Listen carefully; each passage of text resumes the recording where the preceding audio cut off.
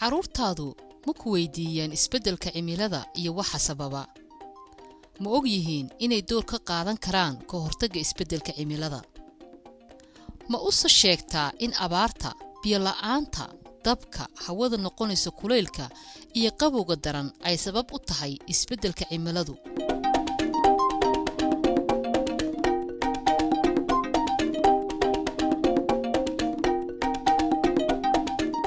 waad salaamantihiin magacayga waxa leedahay Khadra Xuseen waxaan idinla wadaagayaa buug aan qoray oo la yiraahdo Dawacadii Haraadsanayd buugan wuxuu ku qoran yahay luqadda Ingiriisiga iyo Soomaaliga wax yar haddaan idinka sheego buugga